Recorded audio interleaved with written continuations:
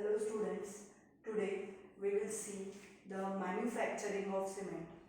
We know that cement is a calcareous and argillaceous materials mixture which is having the different properties of cohesive and adhesiveness, and hence it is used on a very large scale for the building construction, roadways, highways, all the bridges, monuments, they are made by cement. Now wet process of manufacturing of cement, it is one of the process of manufacturing of cement. Other than wet process, there is another process which is called as a dry process of manufacturing of cement. There is a particularly difference between these two processes. Whenever the raw material is very hard, very difficult to make its soft material, so at that time generally the dry process is preferred. While when the material, whether it is dry or whether it is wet or soften, the wet process is the best option. Now it is economically more favorable comparatively than dry process. Now here it is a diagram of rotary kiln, which is a large, particularly large machinery we can say, in which the process of manufacturing of cement is carried out. Now before passing the raw material to this particularly rotary kiln, there are the different processes. Like now we will just move towards the wet process. In this wet process, as I told earlier, that there is a use of calcareous material and argillaceous material. Calcareous material contains lime, shells, slates, different type of such a raw materials, while argillaceous material contains alumina, silica, marl, soil, such type of ingredients are there. So at first, those how much amount of cement is to be prepared, according to that the proportion amount of all these calcareous and argillaceous material is considered and is taken. So before passing those raw material to this rotary kiln, at first, before that we have to carry out different processes. First of all, the calcareous material in a particular proportion is to be taken, then carry out its crushing. So crushing is for the preparing the material into the stones or small stone like substances, particulates, which is having the size of 2 to 3 centimeter, while those that limestones, they are very larger and like a rocks. So we have to convert them first of all into the size of 2 to 3 centimeter. Now like that, the material which is like argillaceous material may have different sand, alumina type of substances, so that is again to be crushed. So to crush separately, first of all this all material is washed and then passed to the crusher. Now in the crusher, formation of that particles occur. Now after that, from the removing from the crusher, we can get those similar type of particles. Then we have to pass that material into the ball mill. So ball mill or particular grinder. So it is for the purpose of forming very small particles of the of that material. So after crushing, grinding is must. So crushing and grinding of both the types of material is carried out of this particular rotary kiln. And after that, after making a powdered substance, add 38 to 40% of water in it. So in that material we have to add 38 to 40% of water, and again we can check its presence, that it is its proportion, so that we can move forward. So that particular material in which water is now added, there is a formation of a somewhat semi-solid or solid, somewhat liquid type of material, which is called as a slurry. Now this slurry, or it is also called as a charge. So that slurry or charge which is having proportion amount of all the quantities and its and presence of water in it. Now at this stage again we can check the amount of all these calcareous and argillaceous type of material. If if there are some disturbances that somewhat amount of argillaceous material is again needed, then we can add at this particular point. Now after the formation of slurry, when one slurry is fed to this rotary kiln, then we cannot add any extra material in it.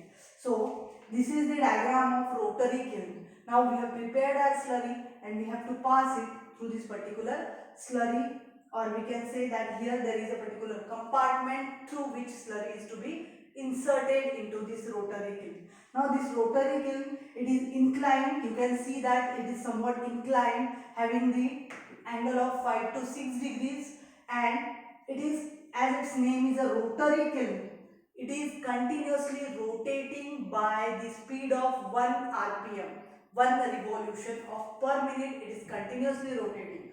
Now it is prepared by a steel which is lined from inner side by the fire bricks. You can see here. Then its diameter is ranging from 0.5 to 5 meter, 2.5 to 5 meter, and its length is ranging from 90 to 150 meter. It can be as long as 150 meter. So you can imagine how long this particular rotary kiln can be.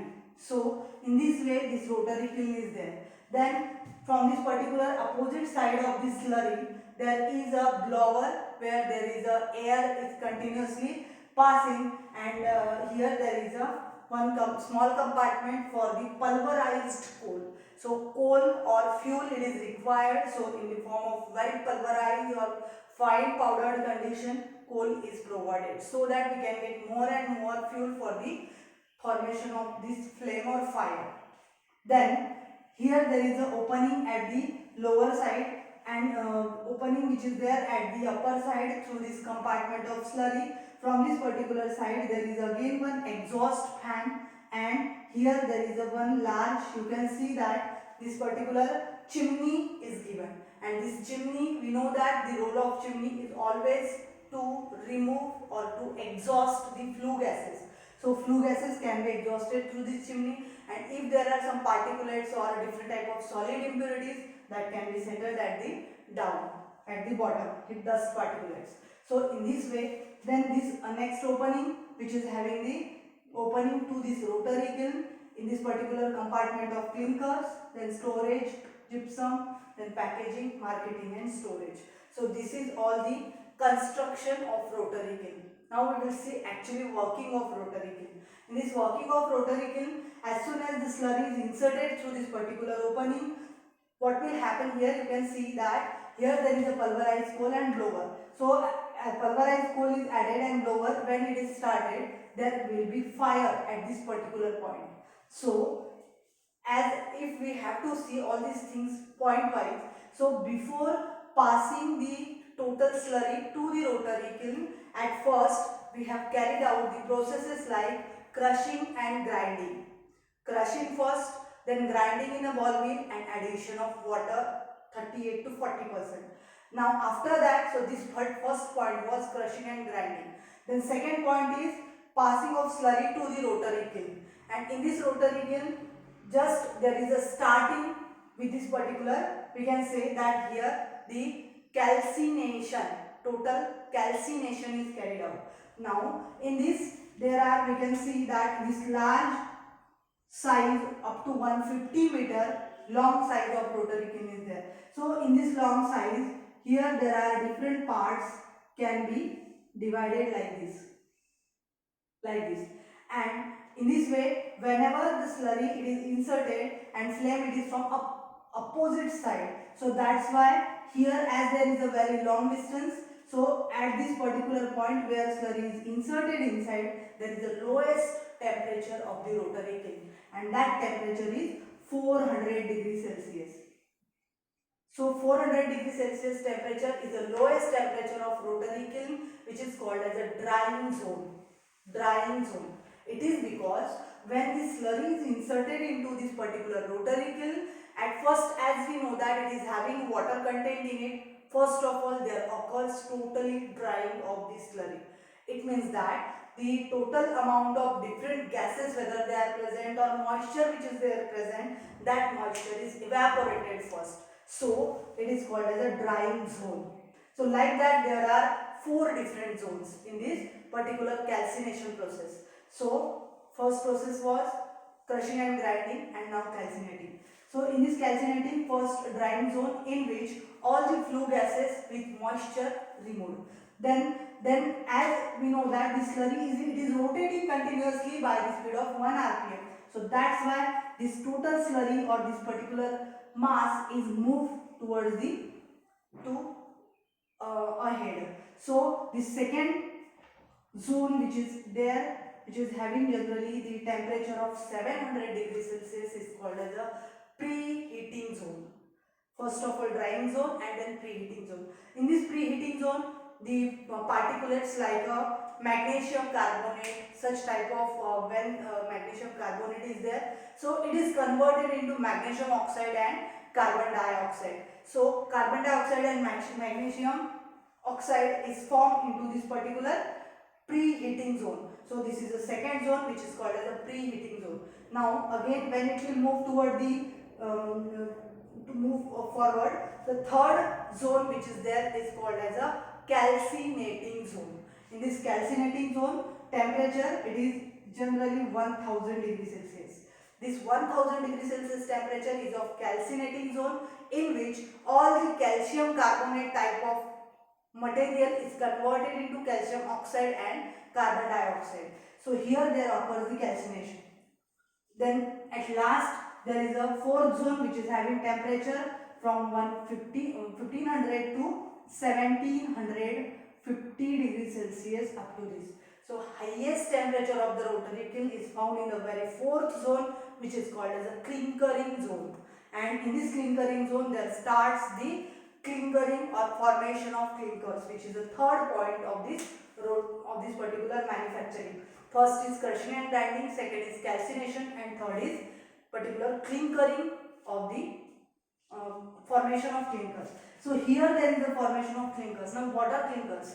Clinkers are the pure cement which is produced at this very high temperature, and it is now in the just like a very red hot condition, and it is found here in the clinkering zone. So all the reactions to form the tricalcium silicate, to form the dicalcium silicate, then tetracalcium aluminate, then tetracalcium aluminoferrite, all these 4 ingredients are formed here in the clinkering zone, and these clinkers which are formed here are then as they were in the red hot condition, they are moved toward the next zone which is called as a clinkers, where there are put, that is called as a cooling off clinkers or cooling off hot clinkers. So here cold air is passed from one side and hot air is removed from the another side, and there occurs totally the cooling of clinkers. Then after cooling the clinkers, there is a storage for clinker, where there is a need of again pass to the ball mill. So after storage, it is passed to the ball mill, which is again provided, which was provided before for the raw material grinding, and here we have to grind the clinkers. So for that, here there is a ball mill provided. Now we can write here ball mill, and during passing through the ball mill, it is added with a gypsum.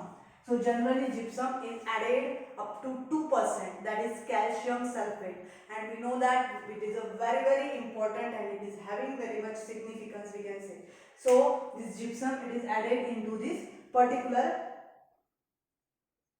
during the ball milling of hot clinkers, and then after that it is carried out the packing of that of that cement, which is powdered one, after passing through the ball mill, and then that packing may be put into silos as a storage or may be passed to the marketing.